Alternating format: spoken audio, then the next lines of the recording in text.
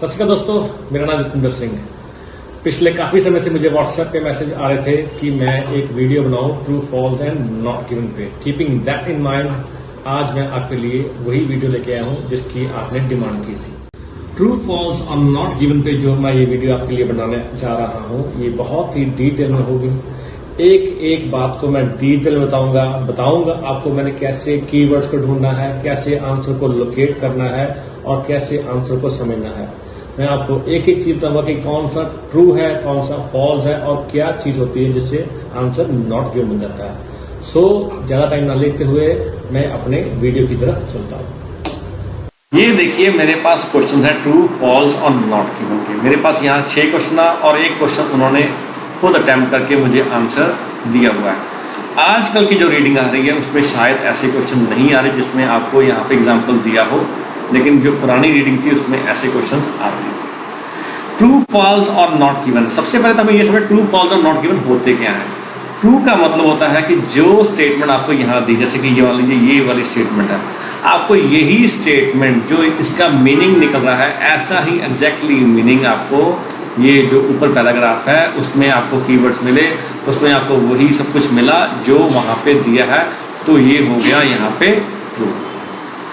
False, false का मतलब क्या होता है कि हमें जो ये इंफॉर्मेशन दी गई है ऊपर भी ऐसी इंफॉर्मेशन है लेकिन वो किसी मतलब इसके उल्ट है। मतलब कैसे, जैसे कि सेकंड में लिखा हुआ था department of ethnography focuses mainly on modern societies, और ऊपर लिखा हो कि the department of ethnography focuses mainly on, मान लीजिए ऑन एशियन सोसाइटीज, तो ये क्या हो गया, फॉल्स हो गया, क्योंकि यहाँ पे जो इन्फॉर्मेशन दी है और ऊपर वो इसके उल्ट है। ठीक है जी, ये हो गया फॉल्स। और नॉट गिवन क्या होता है, नॉट गिवन का मतलब होता है कि वहाँ पे कीवर्ड्स तो हैं, मान लीजिए द डिपार्टमेंट ऑफ एथनोग्राफी और सोसाइटीज, ये वहाँ पे कीवर्ड्स तो हैं पर ये यहाँ पे लिखा फोकसेस, ये खास करके फोकस करता है, ऐसी बात वहाँ पे नहीं की गई। मतलब कि हमारे पास कीवर्ड्स हैं, हमारे पास मीनिंग तो है वहाँ पे, ये मीनिंग नहीं है, ऐसी कोई बात ही वहाँ पे नहीं हुई। मान लीजिए हो सकता है कि ये ऐसी बात उन्होंने कहीं और की हो, लेकिन यहाँ पे इंफॉर्मेशन जो मुझे मिली हुई है वहाँ पे ऐसी बात मुझे देखने को नहीं मिल रही, तो वो मेरे लिए हो गया नॉट गिवन। अगर आपको डिटेल में समझना ट्रू फॉल्स नॉट गिवन और यस नो और नॉट गिवन क्या होता है, तो मैंने एक वीडियो पहले भी बनाई हुई है जिसका लिंक मैं आपको डिस्क्रिप्शन में दे दूंगा। आप वो वीडियो देखना और आपको ये सारा समझ आ जाएगा। सो आगे चलता हूँ मैं। सबसे पहले मैंने क्या किया है, मैंने इन सबको जो जो मेरे पास क्वेश्चन दिए हुए हैं मैंने इनको ट्रांसलेट किया और मैंने इनको समझा है डिटेल में कि इनका मीनिंग क्या है, ताकि मैं आपको ईजिली से समझा सकूं और आपको भी ईजिली समझ आ जाए। सो आगे चलता हूं मैंने क्या किया, इन सब क्वेश्चंस को मैं यहाँ पे ले आया हूँ, देखिए यहाँ पे ले आया हूँ और मैंने इनको एक एक करके इसको ट्रांसलेट किया है और मैंने वो क्वेश्चन भी ट्रांसलेट किया है जो उन्होंने एग्जाम्पल में किया हुआ है। ठीक है, वहाँ पे क्या लिखा था, देखिए यहाँ पे इन्होंने एक एग्जाम्पल ये किया था और उसको मैं वहाँ से उठा के ले आऊँ और मैं इसको भी करूँगा और मैं आपको बताऊँगा इन्होंने कहाँ से ढूंढा है। ये एग्जाम्पल आपके लिए इसलिए किया होता है ताकि आपको पता चल सके कि इन्होंने क्वेश्चन कैसे ढूंढा और इसका कैसे आंसर बनाया। शायद मैं बोल रहा हूँ आपको कि आजकल की जो रीडिंग आ रही है उसमें शायद एग्जाम्पल ना दिया हो, पर ये पहले की रीडिंग में आता ही आता था। अब देखिए मैंने क्या किया, यहाँ पे ले आया the department of ethnography replace the department of antiques at the British museum. ये क्या कह रहा है, डिपार्टमेंट ऑफ एथनोग्राफी ने ब्रिटिश म्यूजियम में एंटीक्स के डिपार्टमेंट का स्थान ले लिया, मतलब उसको रिप्लेस कर लिया। ये कह रहा है पहला क्वेश्चन। दूसरा कह रहा है the department of ethnography focuses mainly on modern societies. जो डिपार्टमेंट ऑफ एथनोग्राफी है मेनली मॉडर्न सोसाइटीज पर फोकस करता है। थर्ड क्या कहता है, the department concentrates on collecting single unrelated objects of great value. क्या कहता है, ये डिपार्टमेंट ग्रेट वैल्यू के सिंगल अनरिलेटेड ऑब्जेक्ट्स को कलेक्ट करने पर कॉन्सेंट्रेट करता है। अब देखिए अनरिलेटेड मतलब क्या हो गया, जो आपस में रिलेट नहीं करते, मतलब एक दूसरे से वो अलग अलग है, उनको कलेक्ट करने पर कॉन्सेंट्रेट करता है। फोर्थ क्या है, the textile collection of the department of ethnography is the largest in the world. मतलब डिपार्टमेंट ऑफ एथनोग्राफी का जो टेक्सटाइल कलेक्शन है वो दुनिया में सबसे बड़ा है। फिफ्थ क्या कहता है, traditional societies are highly inventive in terms of technology, मतलब ट्रेडिशनल सोसाइटी जो है टेक्नोलॉजी के मामले में हाईली इन्वेंटिव है। जो ट्रेडिशनल सोसाइटीज मतलब हो गया जो पुरानी सोसाइटीज है, ट्रेडिशनल मतलब जो रीति रिवाज को मेंटेन करती हैं। जैसे गांव में लोग क्या करते हैं, वो अपने ट्रेडिशन को संभाल के रखते हैं। शहर के लोग अपने ट्रेडिशन भूल जाते हैं, लेकिन गांव के लोग अपने ट्रेडिशन संभाल के रखते हैं, तो वो ट्रेडिशनल सोसाइटीज होती हैं। ठीक है जी। सिक्स्थ क्या कहता है, many small scale societies have survived and adapted in spite of predictions to the contrary, मतलब मैनी स्मॉल स्केल सोसाइटीज ने कॉन्ट्रेरी मतलब इसके ऑपोजिट, प्रेडिक्शंस के ऑपोजिट, प्रेडिक्शंस क्या होती हैं, भविष्यवाणियां, मतलब मैनी स्मॉल स्केल सोसाइटीज ने भविष्यवाणियों के कॉन्ट्रेरी, उसके मतलब करने के बावजूद सर्वाइव किया है और अडेप्ट किया है। ठीक है, अब हमें यहाँ से पता चल गया कि इनकी मीनिंग क्या क्या है। अब हम चलते हैं इनको आगे करने के लिए। अब देखिए मैंने क्या किया, यहाँ पे मैंने पहले का कीवर्ड ढूंढा। पहला क्या था, यह department of ethnography replaced department of antiques at the British museum. यहाँ पे ये क्वेश्चन था जो एग्जाम्पल में था, उसका मैंने कीवर्ड ढूंढा और उसका कीवर्ड मैंने ये देखिए यहाँ पे फर्स्ट में मिल गया। The department of ethnography was created as a separate department within the British Museum in 1946। तो यहाँ पे मुझे वो कीवर्ड मिल गया और उसका मैंने उठा लिया और मैंने इसको रेड कलर में उसको कर लिया। अब मैं क्या कर रहा हूँ, दूसरे का कीवर्ड भी देख लो पहले कहाँ मिल रहा है। मैं क्या कर रहा हूँ कि ईजिली आपको बता रहा हूँ कि पहले कीवर्ड्स मैं आपको बता दूँ कि कैसे कैसे ढूंढें, ताकि मुझे भी करने में थोड़ा आसानी हो जाए। अब दूसरा क्या था, अब मैंने फर्स्ट छोड़ दिया है यहाँ पे।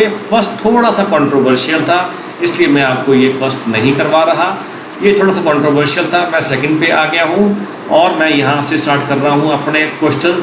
मैं आपको ये क्वेश्चन क्यों कंट्रोवर्शियल था ये मैं आपको बाद में बताऊँगा। अब देखिए सेकंड क्या था, the department of ethnography focuses mainly on modern societies. अब यहाँ पे कीवर्ड क्या था, फोकसेस और modern societies and department of ethnography. अब मैं गया ऊपर, मैंने अपना कीवर्ड ढूंढा, मैंने देखा यहाँ पे एक कीवर्ड था फोकस। अब यहाँ पे कहाँ पे फोकस था, देखिए यहाँ पे, ये देखिए यहाँ पे यह रहा फोकस। फोकस कहाँ पे है, और यहाँ पे आ गया स्मॉल स्केल सोसाइटीज। तो मेरा कीवर्ड यहाँ पे आ गया, तो मेरा आंसर भी इस सेंटेंस में आ गया। क्लियर है। अब यहाँ पे एक बात देखिए, यहाँ पे दिस लिखा हुआ है। मैं हर वीडियो में बोलता हूँ यही बात कि अगर दिस लिखा हो तो उसकी बात पिछले सेंटेंस में की गई होती है। और इसमें देखिए यहाँ पे जो पिछला सेंटेंस था इसमें दिस की बात की है, और यहाँ जो पिछला सेंटेंस है वो इट से स्टार्ट हुआ है। अब इट की बात उसके पिछले सेंटेंस में की गई है, मतलब कि ये जो सेंटेंस स्टार्टिंग में था इसमें इट की बात की गई है। अब देखिए फर्स्ट मुझे यहाँ से मिल गया, और यहाँ पे लिखा हुआ है वाइल दिस इंक्लूड्स, ऐसी बात की है इसलिए मैंने यहाँ से पिछला सेंटेंस इसका इंक्लूड नहीं किया, क्योंकि ये वाइल से स्टार्ट हुआ है। अगर यही सेंटेंस दिस से स्टार्ट होता तो मैं पिछला सेंटेंस लेता, और पिछले में इट लिखा हुआ है तो मैं उससे पिछला सेंटेंस भी अपने आंसर के लिए लेता। काफ़ी लेंथी हो जाता, पर मुझे ये करना ही पड़ना था कि यहाँ दिस और वहाँ इट की बात हुई है।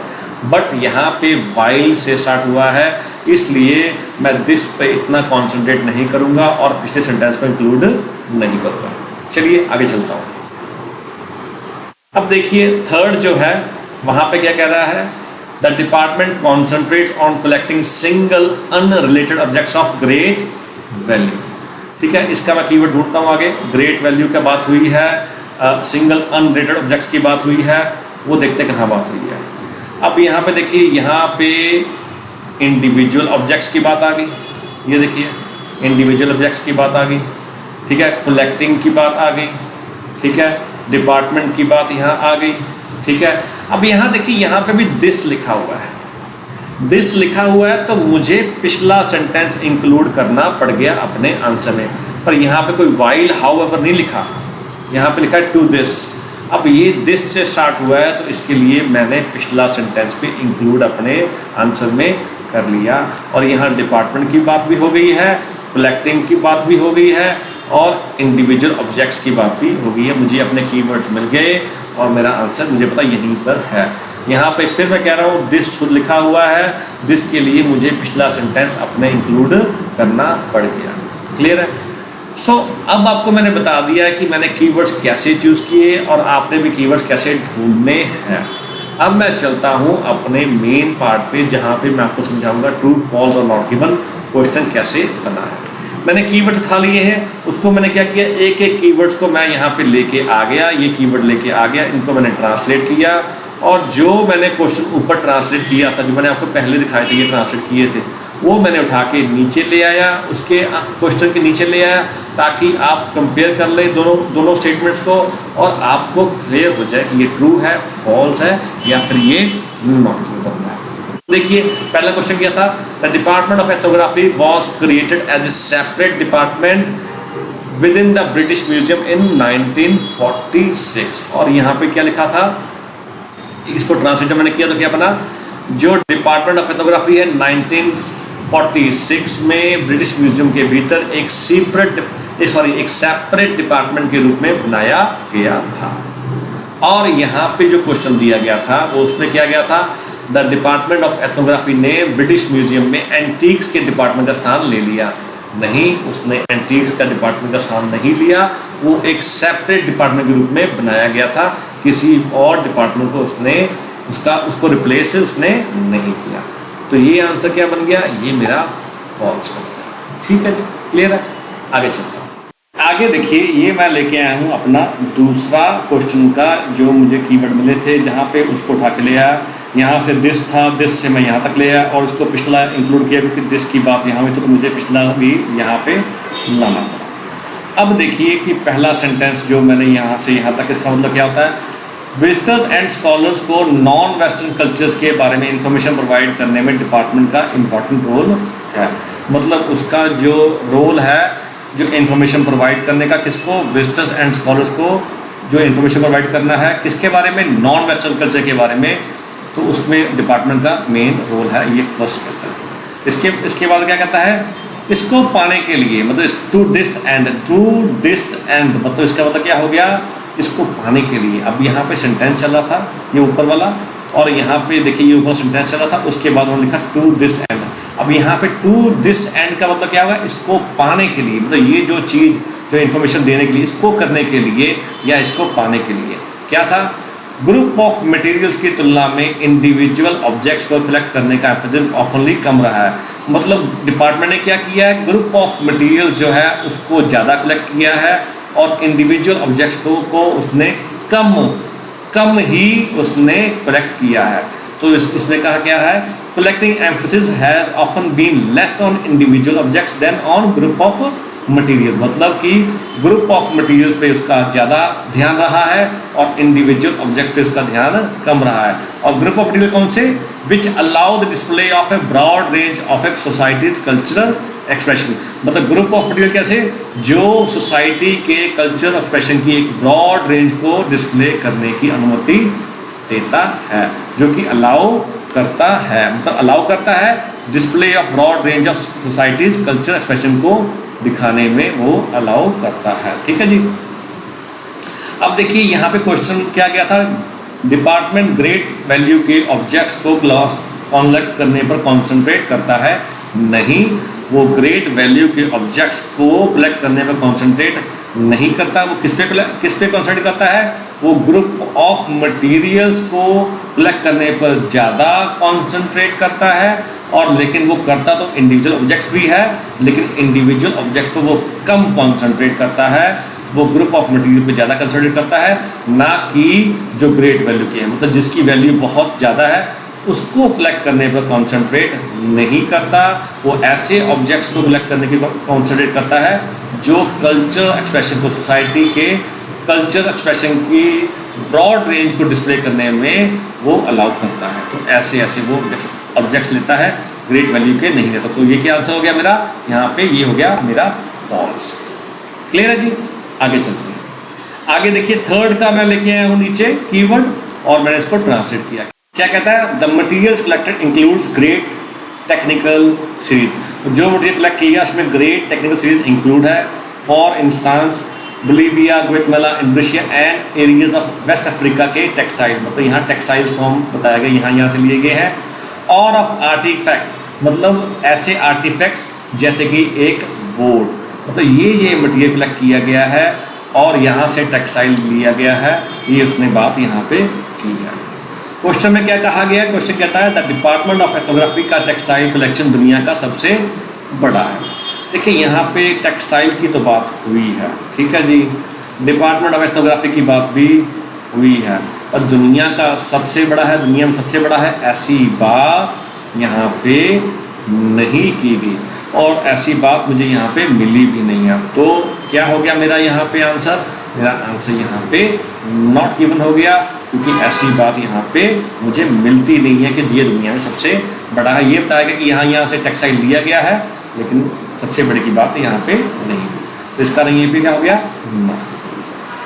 आगे चलते हैं। आगे देखिए, मैंने अगला कीवर्ड जो है वो लिया है और उसको मैंने ट्रांसलेट किया है यहाँ पे, जो अगला क्वेश्चन था।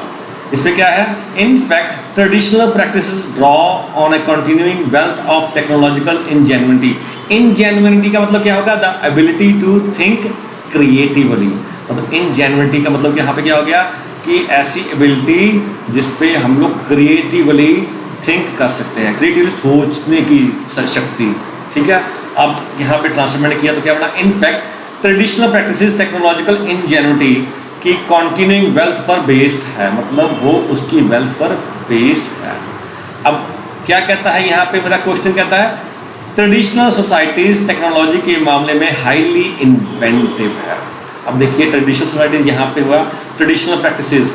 अब मुझे वहाँ पे सोसाइटीज तो नहीं मिला, लेकिन ट्रेडिशनल प्रैक्टिस मतलब ट्रेडिशनल सोसाइटीज की प्रैक्टिस, जो ट्रेडिशनल प्रैक्टिस होते, कौन ये प्रैक्टिस अपनाता है? जो ट्रेडिशनल सोसाइटीज होती हैं वही ऐसी प्रैक्टिस अपनाते हैं। तो उन्होंने लिखा ट्रेडिशनल प्रैक्टिसेस जो है वो क्या कहते हैं? Draw on a continuing wealth of technological ingenuity. Ingenuity मतलब क्या होता है? क्रिएटिविटी, मतलब उस पे उसकी वेल्थ, मतलब वेल्थ यहाँ पे क्या हो गया? ये नहीं मतलब वेल्थ में यहाँ पे हो गया कि पैसा, मतलब यहाँ पे वेल्थ हो गया कि उसको इकट्ठा, क्रिएटिविटी को इकट्ठा करना। वेल्थ यहाँ पे किसकी वेल्थ होगी? क्रिएटिविटी की वेल्थ हो गई, तो उसको इकट्ठा करने पे वो अटेंशन देता था। तो यहाँ पे यही लिखा है, in fact traditional practices technological ingenuity की कॉन्टिन्यूइंग वेल्थ पर बेस्ड है। मतलब वेल्थ यहाँ पे पैसा नहीं, यहाँ पे लिखा है वेल्थ मतलब उसकी जो वेल्थ मतलब क्रिएटिविटी की वेल्थ पर बेस्ड है। और यहाँ पे भी क्या लिखा है? ट्रेडिशनल सोसाइटीज टेक्नोलॉजी के मामले में हाईली इन्वेंटिव है। इन्वेंटिव का मतलब क्या होता है? काफ़ी क्रिएटिव है। तो यहाँ पे आंसर मेरा क्या हो गया? ये मेरा आंसर यहाँ से ट्रू हो गया कि वो जो क्वेश्चन कह रहा है कि वो इन्वेंटिव है, हाँ वो इन्वेंटिव है, क्योंकि वो क्रिएटिविटी पर ही ज़्यादा फोकस करते हैं। क्लियर है जी? अब अगला कीवर्ड है।